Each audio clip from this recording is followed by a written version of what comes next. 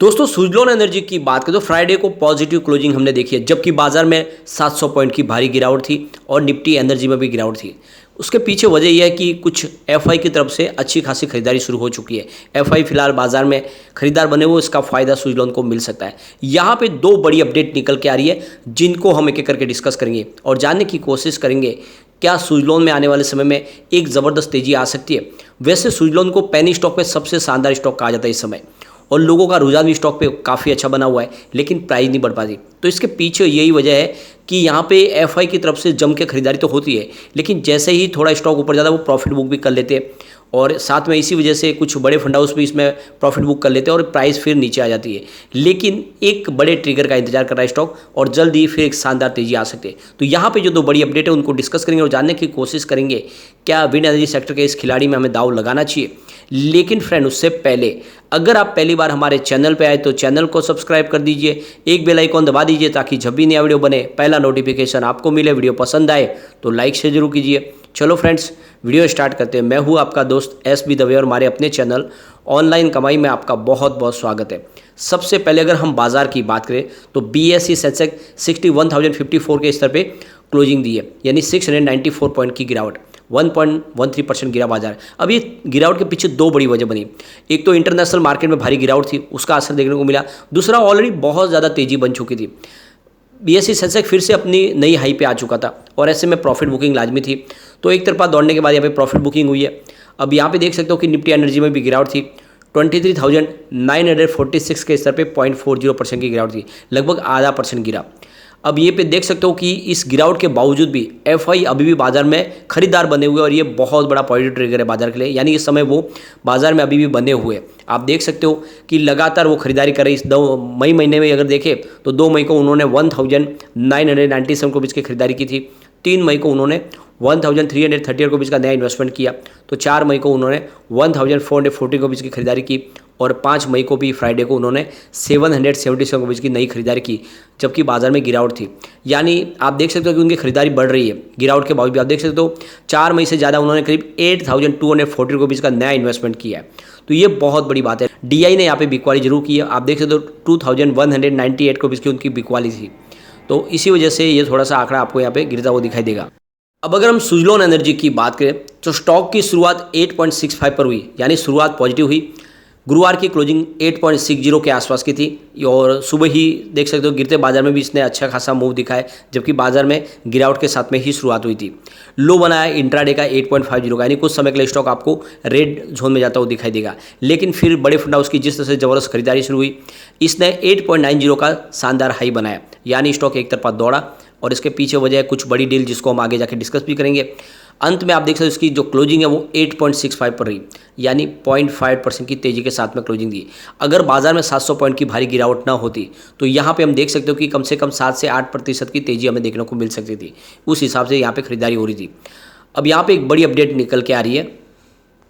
Central electricity authority जो CEA है, उसने यहाँ पे एक रिपोर्ट पेश की है, और इस रिपोर्ट में कहा गया है कि क्लीन एनर्जी का जो पोर्टफोलियो है 2030 तक 64% बढ़ जाएगा।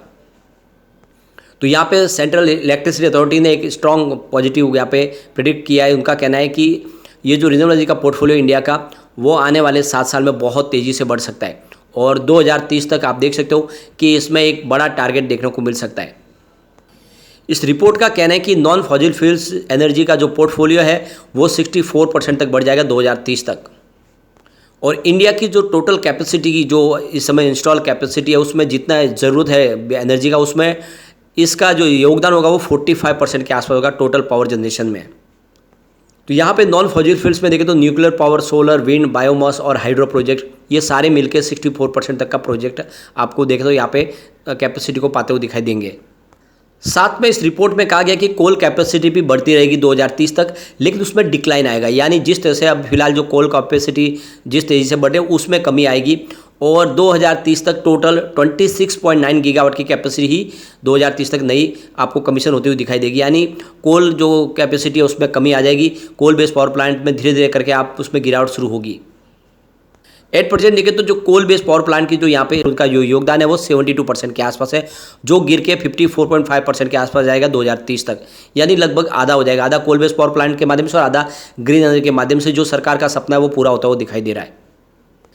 इस रिपोर्ट में ये भी कहा गया है कि जो पीक डिमांड होगी 2029-23 के एंड वो करीब 334.8 गीगावाट तक जा सकती है और इंडिया की जो इंस्टॉल कैपेसिटी है वो 777 गीगावाट तक पहुंच सकती है। इसके अलावा सीईए की जो रिपोर्ट है ये कह रही है कि आप देखते हो जो एनर्जी की जो रिक्वायरमेंट है उसमें 10 मिलियन टन्स हाइड्रोजन प्रोडक्शन के लिए भी जरूरत पड़ेगी। तो कुल मिला के ये रिपोर्ट कह रही है कि जो सरकार ने अपना गोल सेट किया 2030 तक 500 गीगावाट की कैपेसिटी को पाने का उसको पूरा किया जा सकता है, जिसमें आप देख सकते हो कि बड़ा योगदान सुजलॉन का होने वाला है, क्योंकि सुजलॉन एनर्जी लगातार बहुत सारे जो नए प्लेयर बाजार में आ रहे हैं उनके लिए विंड टर्बाइन इंस्टॉल करने का काम करके दे रही है। एक यहाँ पे बड़ी अपडेट और निकल के आ रही है, इंडिया अपनी विंड एनर्जी कैपेसिटी को तेजी से आगे बढ़ा सकते हैं। इसके पीछे वजह है कि सरकार इस समय बिल्कुल जो पॉलिसी लेकर आई है, जो चेंजेस किया विंड एनर्जी पॉलिसी के अंदर, वो सीधा राइट डायरेक्शन में है और उसका पॉजिटिव इफेक्ट देखने को मिलेगा। जिस तरह से पॉलिसी में बदलाव किया गया गवर्नमेंट की तरफ से, जिस रिसेंटली जो बिड लाने के लिए जो डिसीजन लिए गए, जो लगातार विंड एनर्जी के लिए गुजरात और तमिलनाडु में बिड्स लाए जा रहे हैं, जो नए टेंडर निकाले जा रहे हैं, उसकी वजह से जो विंड एनर्जी सेक्टर में एक तेजी का दौर शुरू हो सकता है और ये जो सरकार का सपना ये पूरा होता हुआ दिखाई देगा जा सकता है विंड एनर्जी के माध्यम से। रिसेंटली गवर्नमेंट ने 8 गीगावाट विंड प्रोजेक्ट यहाँ पे अनाउंस किए जो नेक्स्ट 7 ईयर में आते हुए दिखाई देंगे और धीरे धीरे इसकी कैपेसिटी को और बढ़ाया जाएगा। 2030 तक करीब 64 गीगावाट के टेंडर लाए जाएंगे। और जो सबसे बड़ी बात है कि G20 समिट इस बार इंडिया में हो रहा है और उसका पूरा मौके का फायदा उठाया जाएगा और ज़्यादा से ज़्यादा ग्रीन एनर्जी को प्रमोट किया जाएगा। ये सरकार ने इस समय ठान लिया है और इसकी वजह से आने वाले समय में जैसे ही बड़े इन्वेस्टर यहाँ पे आएंगे उनको यहाँ पे निवेश करने के लिए प्रेरित किया जाएगा। सरकार ने विंड एनर्जी को प्रमोट करने के लिए देख सकते हो कि जो national offshore wind energy policy 2015 भी लॉन्च की, उसका भी बेनिफिट देखने को मिल रहा है। इसके अलावा देखें तो बहुत सारे नए इनको बेनिफिट दिए जा रहे हैं, सरकार की तरफ से काफ़ी ज़्यादा इंसेंटिव दिए जा रहे हैं। इसके अलावा 2022 में जो ओपन ग्रीन एक्सेस पॉलिसी जो लाई गई, यानी एक तरह से देखें तो सबको छूट दे दी गई कि जो भी ग्रीन एनर्जी का निर्माण करते हैं, जो कंपनी विंड एनर्जी निर्माण करते हैं, चाहे वो राजस्थान में करे तो उसको नज़दीक के डिस्को में बेचने की कोई अब फिलहाल बंधन नहीं है। वो महाराष्ट्र में अपनी बिजली बेच सकते हैं या फिर वो कर्नाटका को बेच सकते हैं। इस तरह से अब ग्रीन एक्सेस जो पॉलिसी लाई गई उसका बेनिफिट भी देखने को मिल रहा है और अब लोगों को बार्गेनिंग करने के लिए काफ़ी ज़्यादा मौके मिल रहे हैं। इसके अलावा देख सकते हो कि रीजनल एनर्जी डेवलपमेंट एजेंसी और पावर फाइनेंस कॉर्पोरेशन की तरफ से अच्छे आप देखो तो उनको लोन मिल रहा है काफ़ी कम प्राइस में और आसानी से लोन भी मिल पा रहा है, जिसकी वजह से विंड एनर्जी सेक्टर में आने वाले समय में बहुत सारे इन्वेस्टर जो यहाँ पे और आ सकते हैं। फिलहाल इंडिया की विंड एनर्जी कैपेसिटी देखें तो टोटल 41.9 गीगावाट की कैपेसिटी है और पूरे वर्ल्ड के अंदर चौथा नंबर है अपनी इंस्टॉल कैपेसिटी के माध्यम से। और विंड का जो कंट्रीब्यूशन है वो करीब 6 से लेकर 7% है टोटल कंपनी के पावर जनरेशन के अंदर। तो काफ़ी ज़्यादा पोटेंशियल है यहाँ पे और आने वाले समय इसमें और तेज़ी आ सकती है। तो कुल मिला के विंड एनर्जी सेक्टर के लिए एक बहुत ज़बरदस्त तेज़ी का दौर आने वाला है। ये रिपोर्ट कह रही है कि जिस तरह से सरकार ने जो टेंडर लाने शुरू कर दिए इस बिड्स के माध्यम से आने वाले समय में और इसमें ज़बरदस्त निवेश आ सकता है।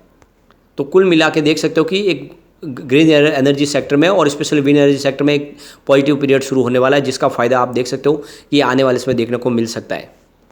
सबसे बड़ी बात है कि सरकार इस समय डोमेस्टिक मैन्युफैक्चरिंग के ऊपर बहुत ज़्यादा फोकस कर रही है। जो भी विंड एनर्जी के पार्ट्स यहाँ पे इंडिया में बन रहे हैं उनको काफ़ी ज़्यादा राहत दी जा रही है और इस वजह से भी इस सेक्टर में और लोगों का इन्वेस्टमेंट आना शुरू हो चुका है और G20 के बाद यहाँ पे और तेज़ी आनी इसमें दिखाई दे रही है। अब यहाँ पे कुछ बड़ी डील हुई जिनकी तरफ चलते हैं तो आप देख सकते हो सुबह 9:16 पर 8.70 की प्राइस से 15,39,000 शेयरों की एक बड़ी खरीदारी हुई। फिर 9:18 पर 8.85 की प्राइस से 14 लाख शेयरों की एक और शानदार खरीदारी हुई। उसके बाद 9:28 पर यहाँ पे 8.80 की प्राइस से 14,32,000 शेयरों की एक बड़ी खरीदारी और हुई। फिर 9:29 पर 8.85 की प्राइस से 16,50,000 शेयरों की एक बड़ी खरीदारी और हुई। फिर 9:36 पर 8.90 की प्राइस से 11,50,000 शेयरों की एक बड़ी खरीदारी और हुई और इसी वजह से प्राइस बढ़ के आप 8.90 तक गई क्योंकि लगातार बड़ी खरीदारी हुई। उसके बाद में कुछ प्रॉफिट बुकिंग शुरू हुई। आप देख सकते हो कि 9:40 पर 8.80 की प्राइस से 32,72,000 शेयरों की बड़ी बिकवाली हुई।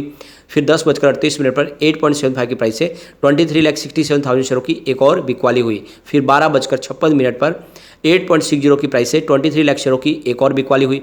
फिर 3:03 पर 8.50 की प्राइस से 30 लाख शेयरों की एक बड़ी बिकवाली और हुई। उसके बाद में बाजार क्लोज होते थे 3:09 पर 8.60 की प्राइस से 40 लाख शेयरों की एक बम्पर खरीदारी हुई। तो ये तो आप समझ ही सकते हो कि सुबह सुबह बाजार खुलते ही अच्छी खासी खरीदारी हुई, जिसकी वजह से प्राइस बढ़ी, और जैसे ही प्राइस बढ़ी और बाजार गिरने लगा तो कुछ बड़े फंड हाउस ने यहाँ पे बिकवाली भी की, जिसकी वजह से प्राइस नीचे आई। और अंत में आप देख सकते हो एक बड़ी खरीदारी और देखने को मिली बाजार क्लोज होते, जो इशारा करे कि बड़े फंड हाउस स्पेशली एफआई यहाँ पे जम के खरीदारी करे, जो ये इशारा है कि आने वाले समय इसमें तेजी का दौर शुरू हो सकता है। तो नजरिया लॉन्ग टर्म का लेकर इन्वेस्टमेंट करेंगे तो आपको अच्छा रिटर्न देखने को मिल सकता है। लेकिन फ्रेंड, कोई भी इन्वेस्टमेंट करने से पहले अपने फाइनेंशियल एडवाइजर से बात ले ले या अपना खुद का रिसर्च करें, क्योंकि मैंने वीडियो आपके एजुकेशनल पर्पज़ के लिए ही बनाया। वीडियो पसंद आए तो लाइक से जरूर कीजिए और चैनल को सब्सक्राइब कर दीजिए। Thank you friend.